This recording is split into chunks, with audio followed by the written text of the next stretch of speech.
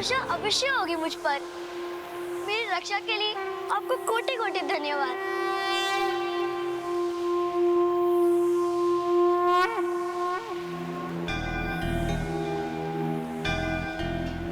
प्रभु, आपकी छत्र छाया में जो भी भक्त आया उसे भला कौन हानि पहुंचा सकता है। आपके दिव्य दर्शन पाकर हम धन्य हो गए प्रभु।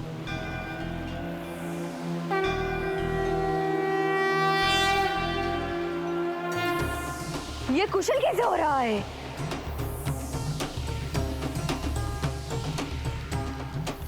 दंडनायिका, अपनी संपूर्ण शक्ति का प्रयोग करो। जो भी माया है तुम्हारी बालक, आज मैं उसे सफल नहीं होने दूंगी। सफल होंगी मैं तुम्हारा अंत करने में।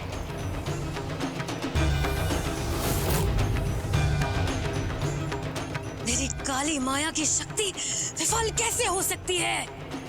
असंभव है। तो ये फिर कैसे संभव हो रहा है?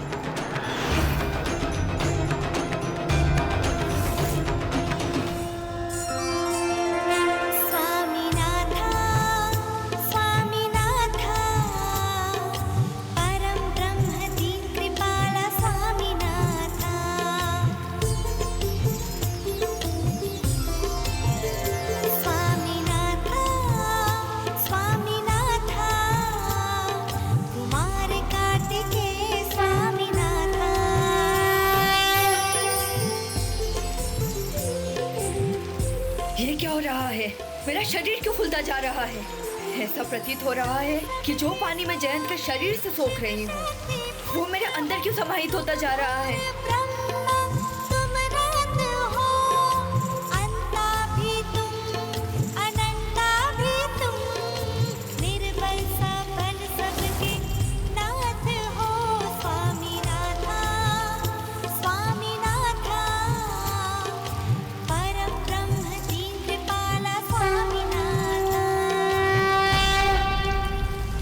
दंडनायिका ने तो अपनी संपूर्ण शक्ति झोंक दी है, फिर इस बालक पे कोई प्रभाव क्यों नहीं पड़ रहा है?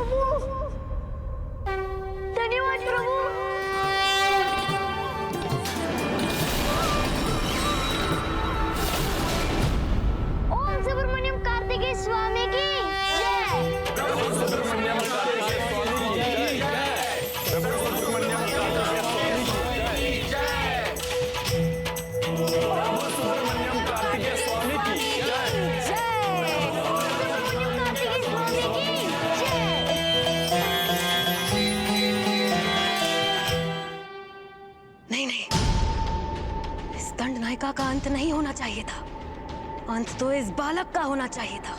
जय जयकार इस कार्तिकेय की नहीं, हमारी होनी चाहिए थी, हमारी। अब समय आ चुका है कि मैं तुम्हें अपनी शक्ति का परिचय दूं।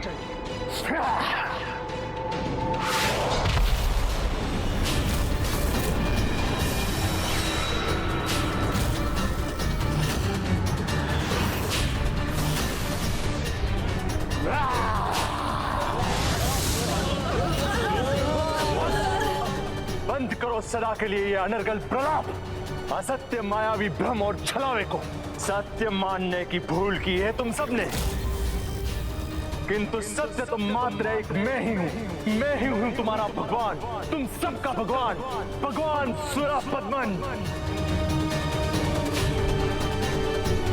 इसलिए जय जयकार करनी है तो मेरी करो, भगवान सुरपद्मन की।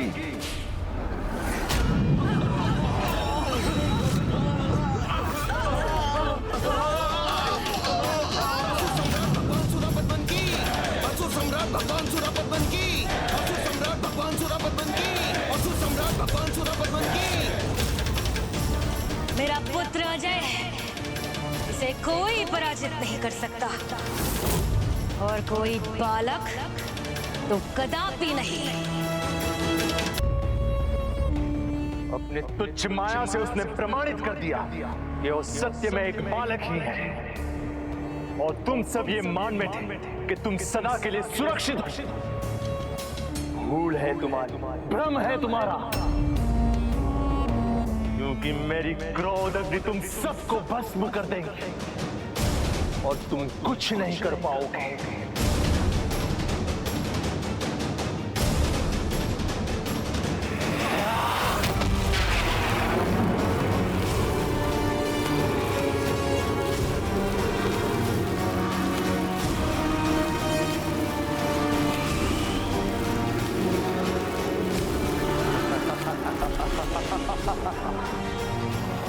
अब ज्ञात हुआ कि कौन है तुम्हारा भगवान। माता सुरासाई की, माता सुरासाई की, महाराज सुरापद्मन की, महाराज सुरापद्मन की, माता सुरासाई की।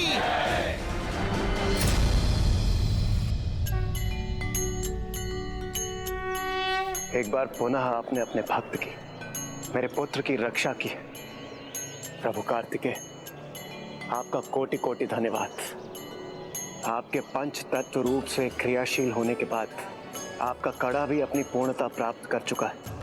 अब कृपा कर आगे का मार्ग सुनिश्चित कीजिए और हमें बताइए कि पशुपतास्त्र को प्राप्त करने के लिए अब आपको क्या करना होगा। इन क्रियान्वित पंचभूतों की ऊर्जा प्राप्त कर अब तुम पाशुपतास्त्र प्राप्त करने के भी योग्य हो गए हो, जो तुम्हें शीघ्र प्राप्त होगा। प्रभु महादेव का संकेत तो यही है कि इस समय हमें सुरापद्मन की नगरी महेंद्रपुरी की ओर बढ़ना चाहिए, और उचित समय आने पर प्रभु स्वयं मुझे पशुपतास्त्र प्रदान करेंगे।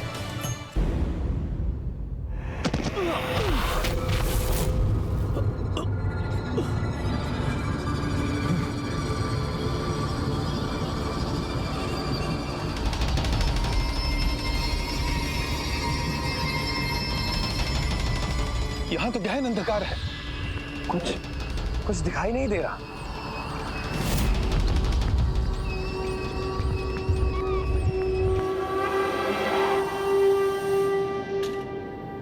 किंतु ये स्थान कौन सा है?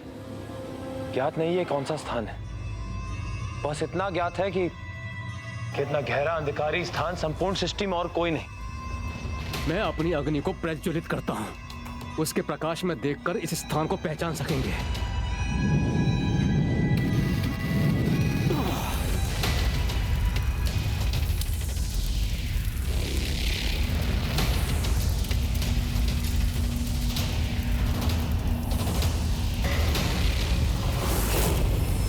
बड़ा विचित्र अंधकार है, अग्निदेव की अग्नि भी इसे प्रकाशित नहीं कर सके। अंधकार में धूम्र से घिरे हैं हम, इसलिए हमारी दृष्टि बाधित हो रही है।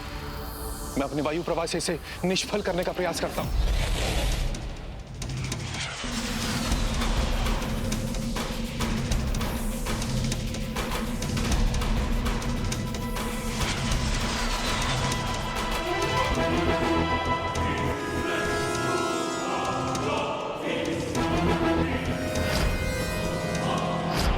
मैं अपनी माँ से परिचित ही हूँ।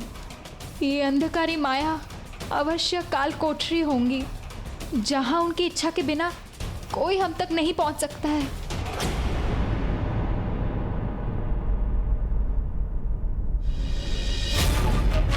किंतु प्रभु कार्तिकेय और उनके आशीष को कोई नहीं रोक सकता।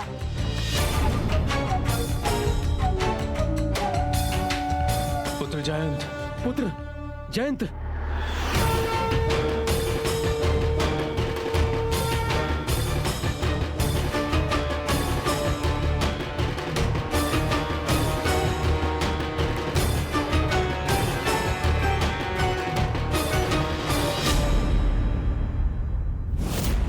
हमें दक्षिण की ओर बढ़ना चाहिए, क्योंकि महेंद्रपुरी लंका के आगे ही है। उचित कहा तुमने गणेश, हम आगे बढ़ेंगे, तुम नहीं, क्योंकि अभी तक भी तुमने मुझे ये नहीं बताया है कि तुम मुझसे क्या गुप्त रखते आए हो, और इसका विचार युद्ध में मेरी एकाग्रता को भंग करे, ये मैं कदापि नहीं होने दे सकता।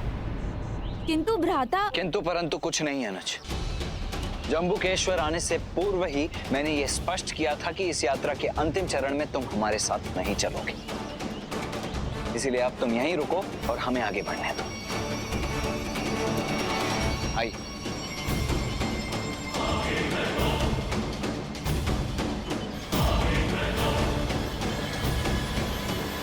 क्षमा करें भ्राता, आपसे कुछ छिपाने में मुझे भी अपार कष्ट होता है, किंतु मैं अभी भी अपना आशय आपको नहीं बता सकता। इसलिए आपकी आज्ञा का पालन अवश्य करूंगा। आगे नहीं बढ़ूंगा मैं, किंतु ऐसे समय में जब स्वयं भाभी माँ यहाँ पहुँचने वाली हैं, तो मैं आपको अकेला छोड़कर कहीं जाऊंगा भी नहीं। माता ने तो मुझे भी आगे की यात्रा पर जाने के लिए मना कर दिया, परंतु मैं इस स्थिति में उन्हें अकेले छोड़कर कहीं नहीं जाऊंगा।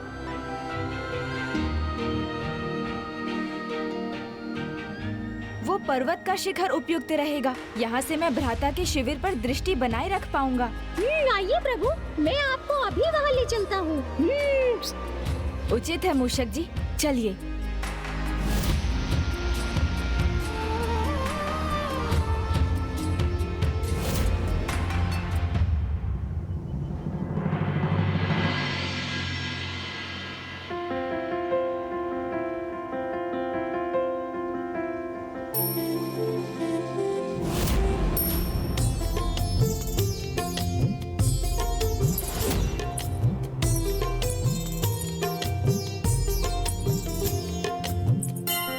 स्वामी, मैं शीघ्र आपके निकट पहुंचूंगी।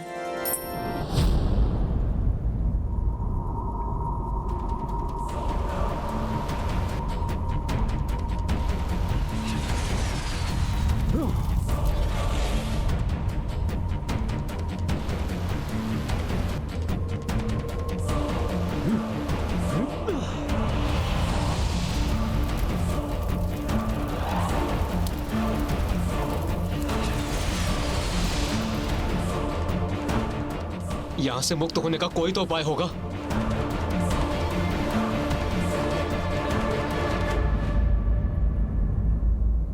आप चिंता मत कीजिए, हम यहाँ अधिक समय तक बंदी नहीं रहेंगे, क्योंकि मुझे प्रभु के आगमन का आभास हो रहा है।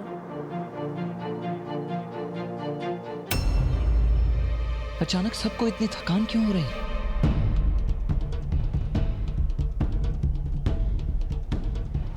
और स्वयं मुझे भी थकान का अनुभव हो रहा है। पर्वत श्रृंखला को तो पार कर लिया हमने, परंतु अब एक पग भी आगे बढ़ाना दुष्कर हो रहा है।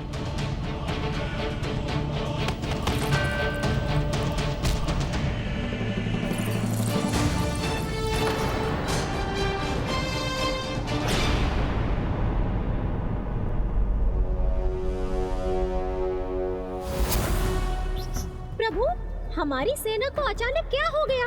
इतनी लंबी यात्रा में तनिक भी नहीं थके, बड़े उत्साह से कैलाश से अभी तक चलते रहे, तो अब इस थकान का क्या कारण है प्रभु? यात्रा में ऐसा ही होता है मूषक जी, जब तक मार्ग पर होते हैं तो थकान पता नहीं चलती, किंतु जब यात्रा का अंत निकट आता है और ये हमें भी ज्ञात हो जाता है, तब अचानक तन की थकान मन को भी घेर लेती है। इस अवस्था में मैं सभी को आगे बढ़ने के लिए प्रेरित कैसे करूं?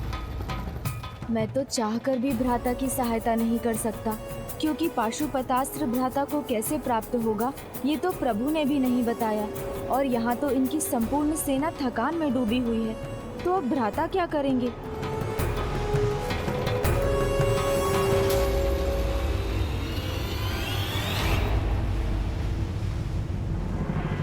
अंततः हम समुद्र के निकट पहुंच ही गए। मुझे आगे की यात्रा को संपन्न करने के लिए, उसके मार्गदर्शन के लिए प्रभु की पूजा करनी होगी। आप सभी यहीं विश्राम कीजिए, मैं पूजा करके लौटता हूं।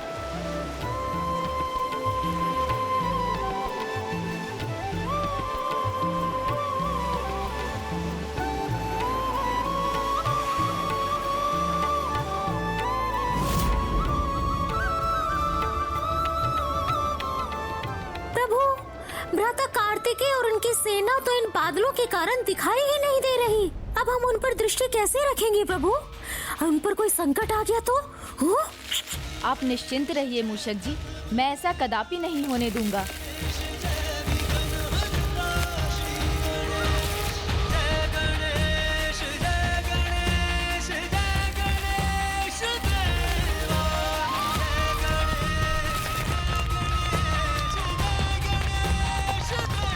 भ्राता, आपसे दूर रहकर भी मैं आपके साथ हूँ। आपका अनुज गणेश सदा आपकी सहायता के लिए तत्पर रहेगा।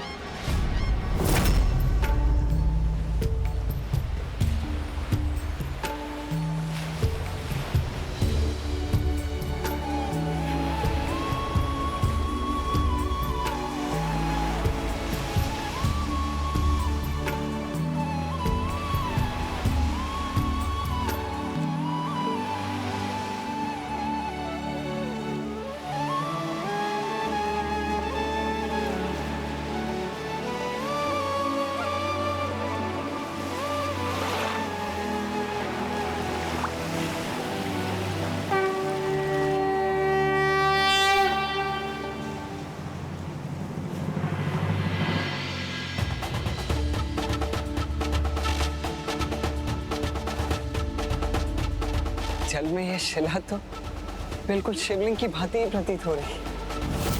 कदाचित प्रभु ने मेरी प्रार्थना सुन ली। जय भोलेनाथ।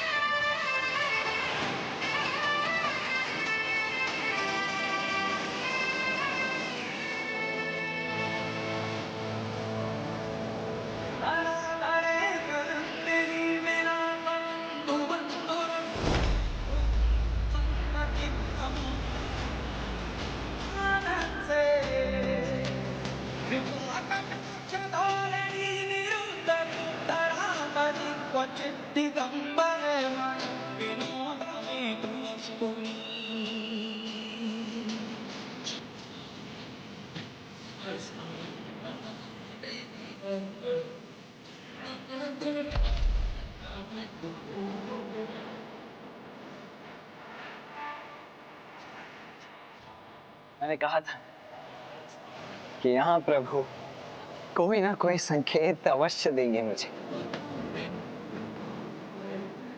मैं यहीं इस शिवलिंग को स्थापित कर प्रभु की पूजा करूंगा। वीरबाहु,